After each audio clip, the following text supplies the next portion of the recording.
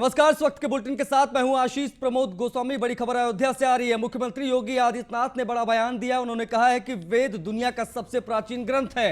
दुनिया में वेदों को लेकर दुष्प्रचार किया गया। कुछ लोगों ने वेदों को लेकर गलत तथ्य प्रस्तुत किए। महाभारत जैसा महाग्रंथ कहीं है ही नहीं। महाभारत में सब कुछ निहित है जो हमारे वेदों में है।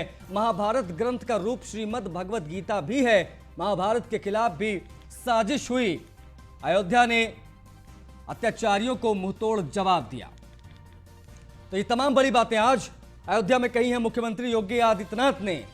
हमारे वेदों के बारे में वर्णन किया उन्होंने कहा कि महाभारत में सब कुछ निहित है जो हमारे वेदों में अंकित है। ये तमाम बड़ी बातें मुख्यमंत्री योगी आदित्यनाथ ने भगवान राम की नगरी अयोध्या पहुंचकर की है। उन्होंने कहा कि महाभारत ग्रंथ का रूप श्रीमद् भगवद गीता भी है। महाभारत के खिलाफ भी साजिशें हुई हैं। मुझे बहुत प्रसन्नता है कि आज यहाँ पर सूर्यवंश की इस राजधानी में मर्यादा पुरुषोत्तम भगवान श्री राम के इस पावन धरा पर श्री विष्णु सर्व अद्भुत शांति महायज्ञ का समारोह भी इस भव्य पूर्णाहुति के साथ संपन्न हुआ है। श्री महेश योगी जी से मुझे संवाद बनाने का एक अवसर प्राप्त हुआ था 1998 में।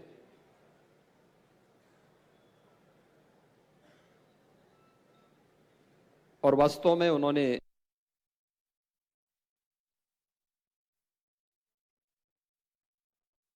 हुआ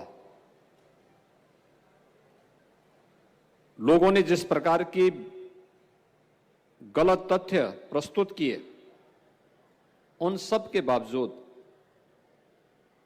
दुनिया के मंचों पर बेधड़क भारत और भारतीयता के इन मुद्दों को, वेदों की बातों को, रामायण के प्रसंगों को, महाभारत के उद्धरणों को प्रस्तुत करते हुए उन्होंने भारत और भारतीयता के मुद्दे को जिस मजबूती के साथ रखने का कार्य उस कालखंड में किया था, भारत की आयुष पद्धति को दुनिया के सामने रखा था, भारत की योग की परंपरा को जिस मजबूती के साथ दुनिया के सामने रखा था, वह अद्भुत था। उत्सव के कार्यक्रम में हम लोगों ने कई देशों से रामलीलाओं को बुलाया था, जिन देशों में रामलीला का मंचन होता है। और उन लोगों को यहां पर जब बुलाया था तो इंडोनेशिया की रामलीला भी आई थी। इंडोनेशिया दुनिया के अंदर सबसे अधिक मुस्लिम आबादी का देश है। उसमें जितने भी पात्र थे सभी मुस्लिम थे। तो मैंने बाहर के देशों से आने वाले रामायण के जितने भी पात्र थे, इनको मुख्यमंत्री आवास पर लखनऊ में बुलाया था, बातचीत करने के लिए और उनका सम्मान करने के लिए। क्योंकि जब यहां अयोध्या में कार्यक्रम था दीपोत्सव का, तो यहां पे भीड़ भाड़ थी, सभी लोग व्यस्त भी थे। तो उस समय यहां पर न संवाद बन पाया था, न उनका सम्मान हो पाया था। मैंने उनको लखनऊ विशेष रूप से बुलाया था। वे लोग मेरे पास आए थे। वहां पे थाईलैंड, लाओस की बात मैं मान सकता था। थाईलैंड के राजा अपने आप को राम का वंशज मानते हैं। लाओस की परंपरा अपने को भारत के साथ जोड़ती है। कंबोडिया की पूरी परंपरा भारतीयता से प्रभावित है। लेकिन मेले में यह अद्भुत था कि वास्तव में इंडोनेशिया जैसा देश, जो दुनिया के अंदर सबसे बड़ी मुस्लिम आबादी का देश है, आखिर इंडोनेशिया में ये सभी कलाकार, जितने भी रामायण के पात्र बने हुए, सब मुस्लिम हैं। लेकिन कोई राम बना है, कोई लक्ष्मण बना है, कोई हनुमान बना है, ये सभी और उसी तन्मयता के साथ, इस भाव के साथ जुड़े हुए हैं। तो नए कोरोना के वेरिएंट को लेकर यूपी सरकार अलर्ट मोड में है। मुख्यमंत्री योगी आदित्यनाथ ने अधिकारियों को कड़े निर्देश दिए हैं। इस वक्त की बड़ी खबर आपको बता दें, जो लखनऊ से निकलकर सामने आ रही है। हर जगह मास्क पहनना अनिवार्य कराएं, सीएम योगी ने कहा है। दूसरे राज्यों से आने वालों की कोविड जांच जरूरी हो गई है। बिना जांच के किसी को प्रदेश में न आने दें। बस, रेलवे स्टेशन, एयरपोर्ट पर विशेष निगरानी रखें। मुख्यमंत्री योगी आदित्यनाथ ने कड़े दिशा निर्देश जारी किए हैं ओमिक्रॉन वायरस को लेकर। कोरोना के इस वायरस को लेकर अलर्ट पूरे देश में, साथ ही साथ में उत्तर प्रदेश में भी विशेष निगरानी रखने के लिए दिशा निर्देश जारी कर दिए गए हैं मुख्यमंत्री के तरफ से। विशेष तौर पर बस, रेलवे स्टेशन, एयरपोर्ट्स पर सतर्कता बरतने के लिए कहा गया है। लखनऊ से इस वक्त की बड़ी और अहम खबर आपको बता दें।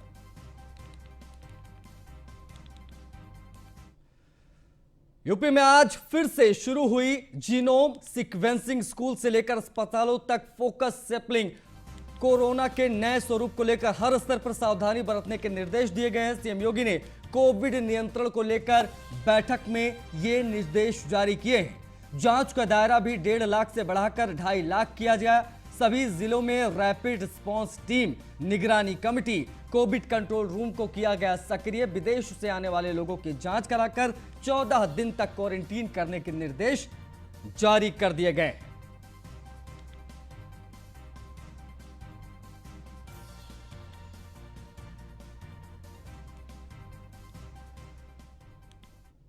पंजाब के स्कूलों पर मुख्यमंत्री केजरीवाल का ट्वीट आया है। पंजाब के स्कूलों की हालत बेहद खराब है। केजरीवाल ने कहा है, चन्नी जी कहते हैं पंजाब के स्कूल सबसे अच्छे हैं, मतलब स्कूलों को ठीक करने की मंशा है ही नहीं।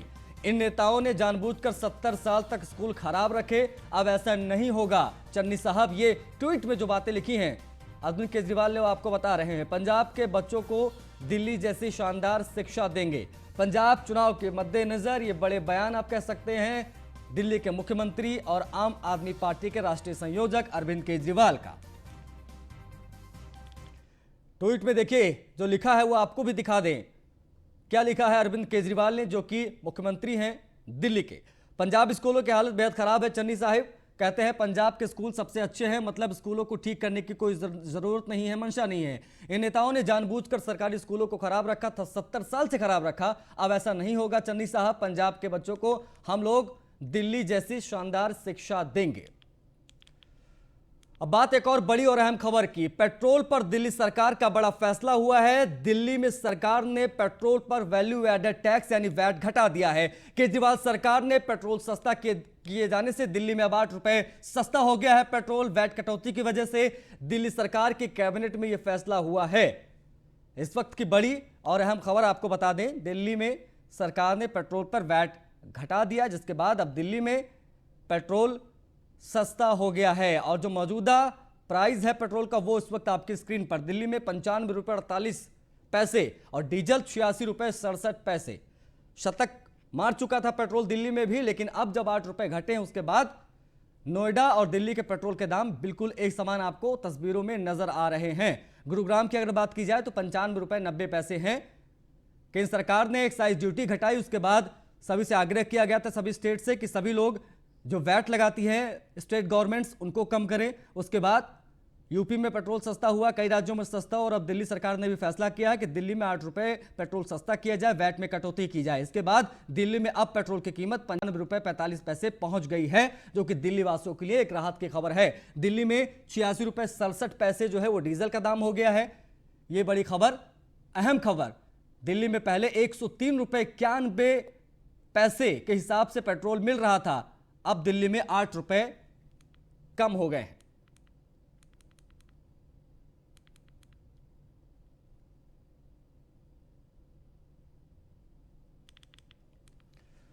कच्चे माल की लागत में वृद्धि के चलते दिसंबर में एक माचिस की कीमत दोगुनी हो गई है। दिसंबर से माचिस की एक डिब्बी अब 2 रुपए में बिकेगी। जी हां, शिवकाशी में all India chamber of match box ने बढ़ती लागत और मुद्रास्फीति के कारण माचिस की कीमत बढ़ाने का फैसला किया है।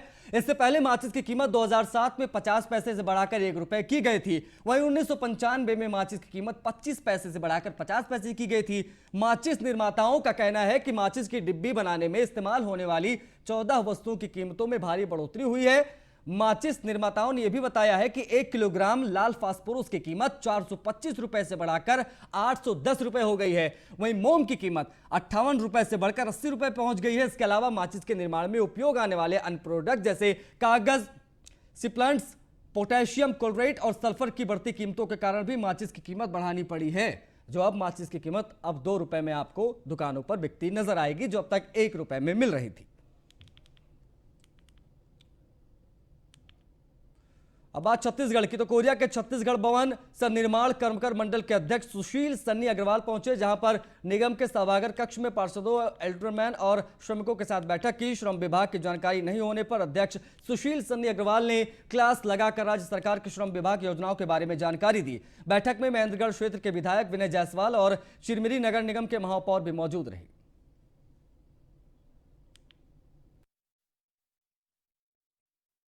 योजनाओं के बारे में विस्तृत चर्चा के लिए ये मीटिंग रखी गई थी। इसमें हमारे कई जितने भी जनप्रतिनिधि हैं, चाहे वो पार्षद हो, एल्डरमैन हो, और जितने भी यहाँ पे लोग आए हुए थे, उनको जो हमारा श्रमिक कार्ड बनता है, इसके पहले इतना ज़्यादा श्रमिक कार्ड नहीं बनाए जाते थे और उनकी जानकारी भी लोगों को नहीं होती थी। बस एक वो होता था कि हमको बीपीएल कार्ड बनाना है, इसलिए असंगठित मजदूर कार्ड बनवाना है, लेकिन ऐसा नहीं है। श्रम पंजीयन कराने से हमको बहुत सारी योजनाओं का फायदा, योजनाओं के पार्षदगण और महापौर जी के साथ मैं बैठक कर, विधायकों के साथ बैठक कर मैं अनुरोध करता हूं, क्योंकि क्या होता है, पार्षद एक ऐसा जनप्रतिनिधि होता है कि जो आम जनता से सुबह से लेकर रात तक कनेक्टेड रहता है, चाहे वो विधायक हो, चाहे पार्षद हो, चाहे वो हमारे महापौर जी हो। तो मैं सीधे मीटिंग जो है नगर निगम या नगर पालिका में करके योजनाओं का जानकारी और उन्हें जो कैंप के माध्यम से हम जो है श्रमिक कार्ड जो है पंजीयन कराते हैं। उधर कोरबा के पोड़ी उपरोड़ा ब्लॉक की ग्राम पंचायत रामपुर में प्रशासन ने बड़ी कार्रवाई की है। प्रशासन की ओर से कब्जाधारियों के अवैध ठिकानों पर बुलडोजर चला दिया गया, जिसके चलते हड़कंप मच गया। दरअसल रामपुर के मध्य से नेशनल हाईवे 130 गुजर रही है, जिसके आसपास बड़े पैमाने पर शासकीय भूमि है। इस पर ग्रामवासियों सहित सफेद पोश रसूखदारों की ओर से कब्जा किया जा रहा था। लंबे समय से इसकी शिकायतें भी मिल रही थी।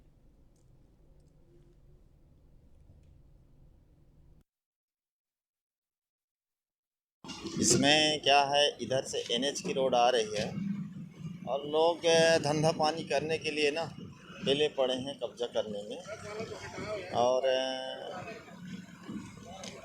शासन जो है लोगों की सुविधा को देखते हुए एक्सीडेंट वगैरह अधिक मात्रा में यहाँ होने जा रही है, तो ये सब एक कारण है, उसके लिए तोड़ फोड़ किया गया।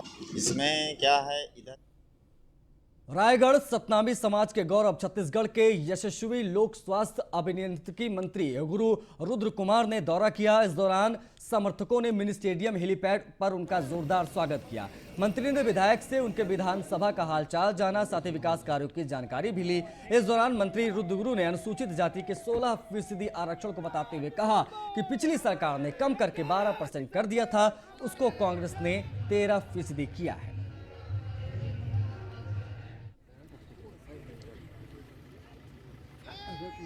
निरंतर सामाजिक बैठकें होती रहती हैं। आज इसी कड़ी में आज यहाँ रायगढ़ ज़िले में आना हुआ। यहाँ पे सामाजिक बैठक में बाबा जी के बतलाए मार्ग, सामाजिक एकता के विषय में चर्चा हुई और निश्चित तौर पे सतनामी समाज छत्तीसगढ़ में देखा जाए तो 90 में से 55 विधानसभा है। 55 विधानसभा में सतनामी समाज की बहुलता है। सामाजिक विकास के हित के लिए निरंतर ऐसी बैठकें होती रहती हैं। निरंतर उधर पखांजूर में बढ़ते महंगाई के विरोध में कांग्रेस नेताओं ने विधायक कार्यालय से नया बाजार तक रैली निकाली। इस दौरान महंगाई को कम करने की मांग की गई। ब्लॉक अध्यक्ष पंकज साहा ने कहा कि कोरोना काल में लगा लॉकडाउन से क्षेत्र की जनता की कमर टूट गई थी, लोगों की आमदनी कम हो चुकी है। वहीं बढ़ते महंगाई से लोगों के घरेलू बजट भी बिगड़ गए हैं। कमर तोड़ महंगाई हो रही है, आम पब्लिक, आम जनता मरे जा रहे हैं। जैसे महिलाओं के लिए बहुत ज़्यादा परेशानी ये हो रही है कि गैस की कीमतें इतनी बढ़ाई जा रही है, जो हम लोग को गुजारा करना बहुत मुश्किल हो रही है। आए दिन पेट्रोल डीजल की दाम बढ़ाया जाता है। हर जिले में, हर ब्लॉक में जन जागरण अभियान 14 तारीख से 29 तारीख तक का चलाया जा रहा है, जिसमें मोदी सरकार के विरोध में, महंगाई के विरोध में हर क्षेत्रों में, हर जगह ये कार्यक्रम चलाया जा रहा है। और पखांजूर ब्लॉक कांग्रेस कमेटी की ओर से, महिला कांग्रेस कमेटी की ओर से, सभी कांग्रेस की ओर से महंगाई का विरोध चलाया जा रहा है। हम लगातार जन आक्रोश के तहत हम यूथ कांग्रेस के सारे कार्यकर्ता और ब्लॉक कांग्रेस कमेटी द्वारा हम यहाँ विरोध प्रदर्शन किया जा रहा था, जिसके तहत हमने मोदी जी का पुतला भी दहन किया। पखांजूर कांकेर के आंगनवाड़ी में ready to eat supply car में लगी महिला समूह को हटाकर कृषि विकास निगम को दिए जाने के फैसले के विरोध में 16 स्व सहायता समूह की महिलाओं की ओर से विभागीय अधिकारी धनंजय नेताम को राज्यपाल और मुख्यमंत्री के नाम पर ज्ञापन सौंपा गया। साथ ही इस फैसले में दोबारा विचार करने की मांग की गई है। ज्ञापन सौंपने पहुंची महिलाओं ने बताया कि प्रदेश की सरकार महिला सशक्तिकरण की बात करती है, पर महिलाओं को कार्य से हटाकर शासन अपने हाथ में महिलाओं के हित में कुठारघात कर रहा है। पखांजूर में रेडी टू ईट चला रही समूह के सदस्य मोनिका साहा ने के शासन के इस फैसले का विरोध करते हुए कहा है कि प्रदेश की महिलाएं क्या गोबर ही खरीदेंगी और रेडी टू ईट का कार्य शासन अपने स्तर पर चलाएगा।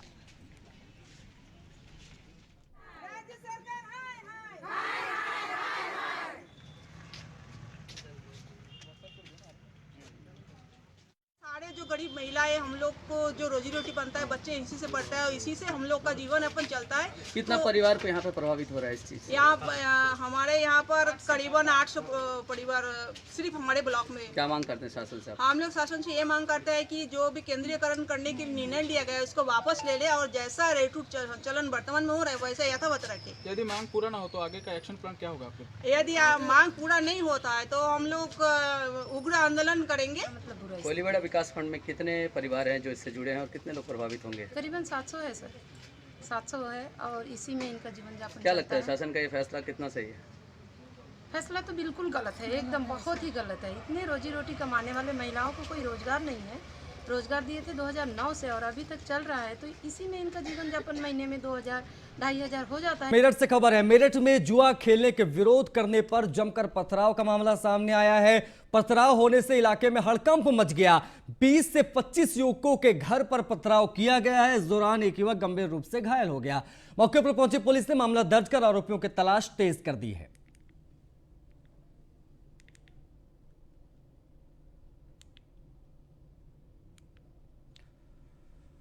अब खबर गाजियाबाद से। तो गाजियाबाद के मोदी नगर थाना क्षेत्र में 3 दिन से लापता किशोर की कोई जानकारी न मिलने के बाद परिजनों द्वारा थाने का घेराव किया गया।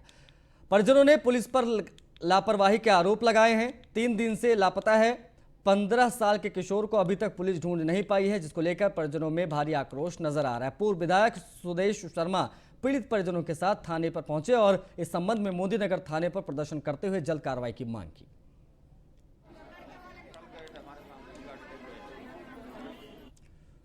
मुजफ्फरनगर में भीषण दर्दनाक सड़क हादसा देखने को मिला है। बारातियों से भरी बस खाली ट्रोले से टकरा गई। भीषण सड़क हादसे में 18 बाराती घायल हो गए। भोपाल से रामराजा जा रही थी बस। हादसे के दौरान बस में सवार थे 60 से 70 बाराती।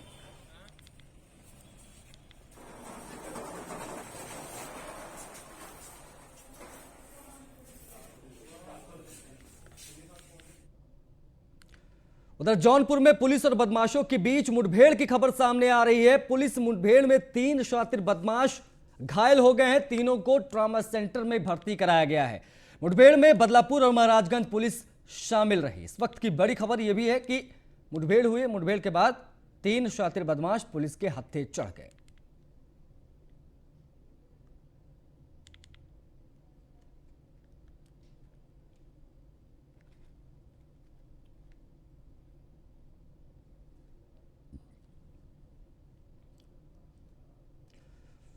इसी के साथ इस बुलेटिन में फिलहाल इतना ही। नमस्कार।